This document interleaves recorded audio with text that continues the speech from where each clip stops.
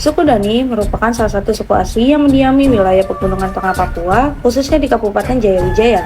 Dalam masyarakat suku Dani, struktur sosial dan budaya masih sangat kental dengan nilai-nilai patriarki, di mana laki-laki memegang kendali dan kekuasaan utama dalam berbagai aspek kehidupan.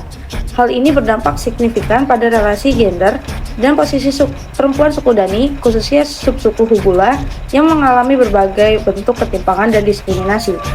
Video ini dibuat dengan tujuan untuk mengkaji relasi gender, sistem patriarki, serta dampak terhadap kehidupan perempuan Hubula suku Dani di Kabupaten Jayawijaya, Papua.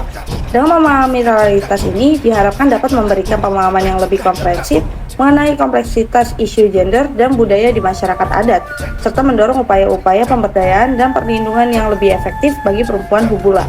Topik ini penting diangkat karena memberikan pemahaman yang lebih mendalam mengenai dinamika budaya dan relasi kekuasaan dalam masyarakat suku Dani, khususnya terkait posisi dan peran perempuan Hubula.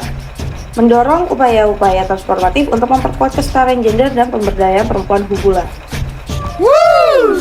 Dalam masyarakat Hubula suku Dani, walau sistem patrilineal tidak adil karena subordinasi perempuan di bawah dominasi laki-laki, jika melindungi kepentingan perempuan, sistem itu ideal dalam upaya menciptakan keseimbangan dan harmonis.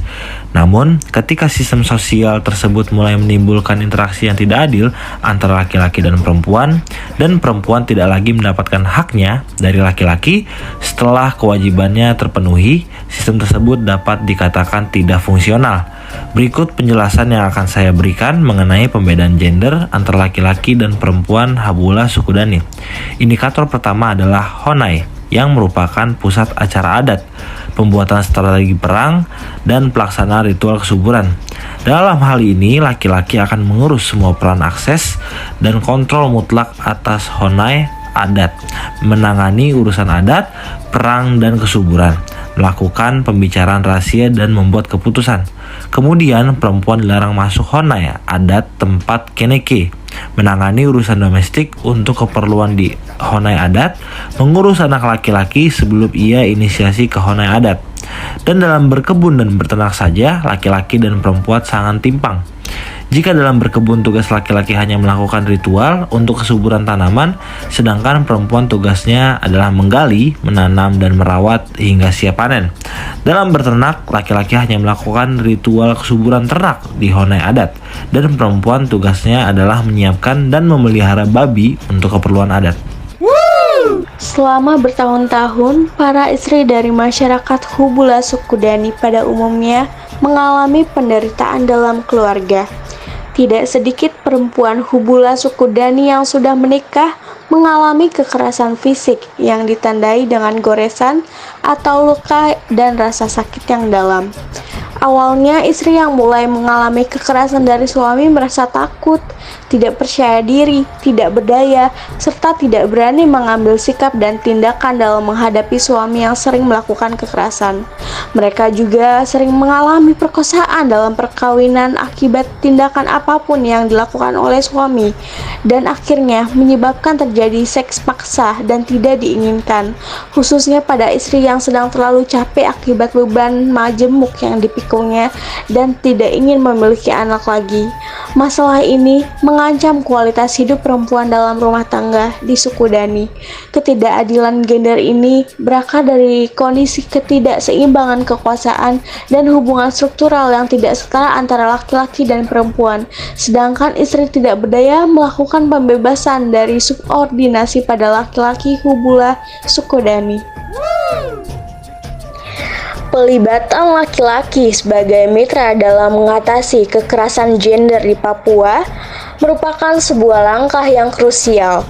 Laki-laki dapat berperan sebagai agen of change dalam masyarakat untuk memimpin dengan contoh yang positif, serta membantu menciptakan lingkungan yang mendukung kesetaraan gender.